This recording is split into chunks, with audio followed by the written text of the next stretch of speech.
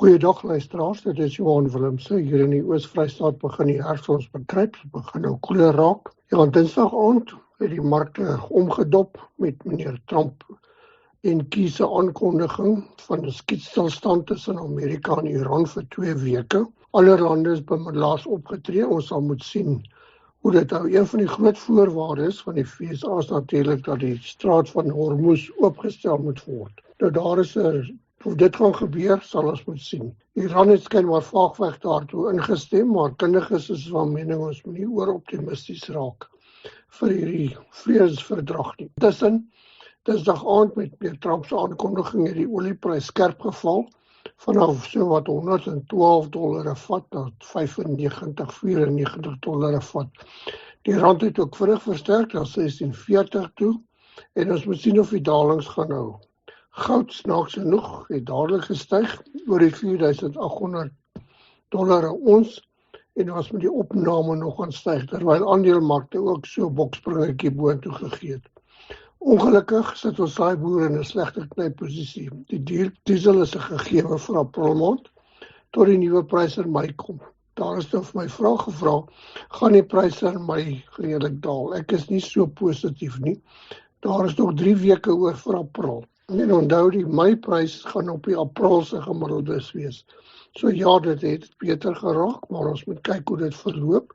En dan die tweede punt, onthou, die regering het diesel met R3 per liter gesubsidieer, wat ergens ook nog moet bykom. Maar kom ons gee gou 'n bietjie ander agtergrond. Ja, eerder sê, graanpryse het ook skerp getuimel. In Amerika het dit redelik gedaal. Hier by ons ook redelik gedaal.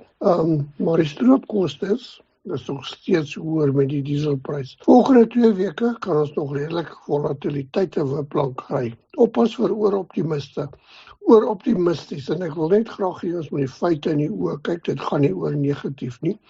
Die kundiges internasionaal sê, dit gaan 'n hele paar weke duur as hierdie skietstilstand sou hou, voor die aanbod van olie, diesel en kunsmis gaan verbeter. Nou hier is 'n wilde syfer. Daar is raming so wat 3000 skepe vasgevang in die straat van Hormuz, ander kant of die kant. En dit gaan uit die aard van die saak 'n paar weke duur om dit te stabiliseer. Dan moet die skepe hulle vrag gaan aflaai en terugkeer na die golf tussen olieskepe om weer te gaan oplaai. Die volgende punt is stoorruimtes vir olie en gas en selfs kunsmis in die golfgebied is vol. So dit moet eers leegkom voor die goed gaan begin normaliseer. Dan sê hulle ook vir ons heelwat produksieaanlegte moes terugsny of sluit, want daar was nie stoorplek vir al die produkte nie. En weer eens, hulle sê vir my, dis nie net 'n kwessie van 'n welf oopdraai in goeie Afrikaans nie. Dit gaan 'n wyle neem voor daardie produksie weer normaal is. En dan ook daar's redelike skade aan die infrastruktuur aangerig. Hulle praat van so 2 na 3 jaar se herstel. So sonder om nou mekaar bang te praat, ek dink net kry jou kop reg, begin dink hieraan en hoe jy dit gaan hanteer, want pryse gaan nie volgende maand daal. Ons sal natuurlik verskriklik bly wees, maar dit lyk vir my onwaarskynlik. Op die oomblik, onthou nou daar was 'n risikopremie in pryse gewees. Op die oomblik is daar eintlik 'n tekort premie op pryse. Daar is te min olie, te min kunsmis ensovoorts. En diesel ook, moenie diesel uit die oog verloor nie. Dan internasionaal het graanpryse of voedselpryse reeds begin styg en die FAO waarsku ons dat so wat 41 lande het reeds voedseltekorte, waarvan 33 ons buurlande is.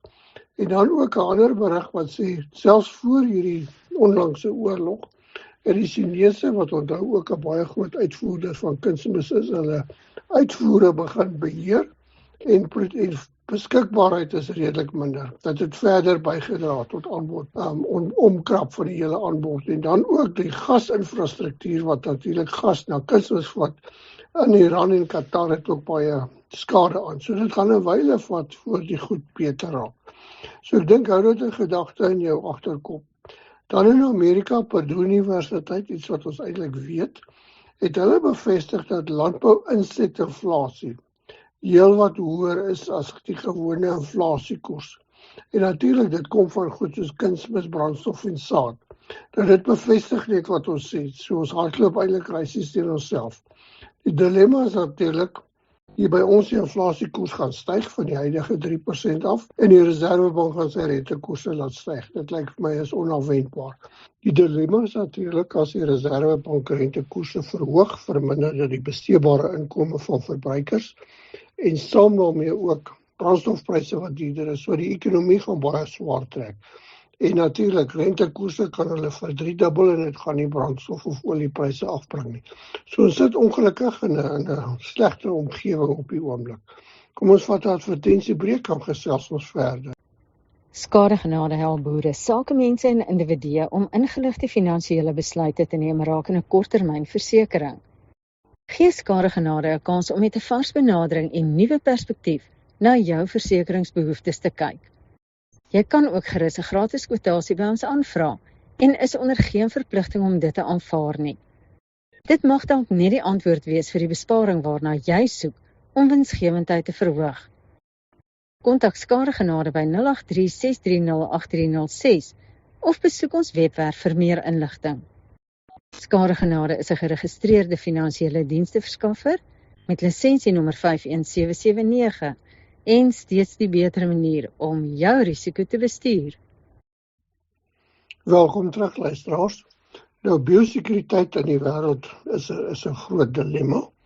Daar is byvoorbeeld berig dat in Engeland en Europa is Newcastle siekte onder hoenders besig om regtig hand uit te ruk. Afgesien daarvan is daar ook gevind dat voëlgriep het in Europa onder melkbeeste versprei soos dit in Amerika gebeur het. So daar is nie net by ons 'n probleem met biosekuriteit en diere siektes nie, dit raak regtig 'n groot dilemma. Nou terug by die graanmarkte, Amerika se plantvoorneme is bekend gemaak die eerstes. Heelwat laer mielieaanplanting, so 3,5 miljoen akker minder. Dis so 1,2 miljoen hektaar minder. Sojabone het geskuif alles na sojabone. So sojabone 3,5 miljoen groter aanplantings.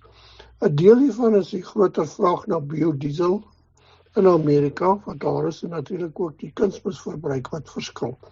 Die interessante een is Amerika se koringplantvoorneme is die laagste in sedert 1919. So is nie net by ons waar boere onderdruk is met koring nie, maar ook in Amerika. Natuurlik die teenpunt is Oos-Europa bly produksie uitvoer verhoog, hulle bly baie kompeterend. Nou met die aankondiging Dinsdag aand het pryse ook daar redelik gebokspring en mieliepryse het sommer so 5% in een dag se verhandeling geval. Ons sal nou sien die res van die week. Maar Safex ook redelik gedaal, wat mielies op die oomblik so 3150, geel mielies so 3300, so daar is so R150 gaping. Wat beteken wit mielies is goedkoper as geel en dit gaan tradisioneel dan in die veevoermark in soos ander jare en dit is besig om te gebeur. Sojapryse internasionaal ook skerp gedaal met die skietstilstand. Hier by ons ook heelwat gesak onder die R7000 'n ton na R6700, R8000 'n ton. Natuurlik die sterker rand het ook hiermee saamgewerk. Dan sonneblompryse besonder skerp gedaal. Die na R8700 op die oomblik, kan natuurlik twee faktore wees internasionaal, maar plaaslik hoor ek van boere wat regtig 3-4 ton hektaar stroop. Dan die koringprys op Chicago ook laer met stilstand. Ons sal moet sien of die Kansas City hard red winter wheat in Amerika nie later in die seisoen gaan styg nie as gevolg van hulle baie laer koringaanplantings. Maar op die oomblik by ons Safex beweeg nêrens nie 5700, 800 vir Desember. En die sogenaamde seksies, dis nie 'n seksie komitee nie, maar die seksie 7 komitee van die Nasionale Bemarkingsraad. Hulle het wel 'n voorsitter gekry, maar ek lees nêrens dat hulle al begin werk het nie. Ek lees nie veel daaroor nie, so ek is nogal bekommerd. Skynbaar het hulle 6 maande om hulle verslag uit te bring, maar ek dink ons moet regtig druk op hulle uitoefen om voor die Oktober bemarkingsseisoen sekerheid te bring. Nou aardappelpryse is ook besig om te herstel vir die boere nader na R60 'n kilogram, wat nader kom om produksiekoste te styg.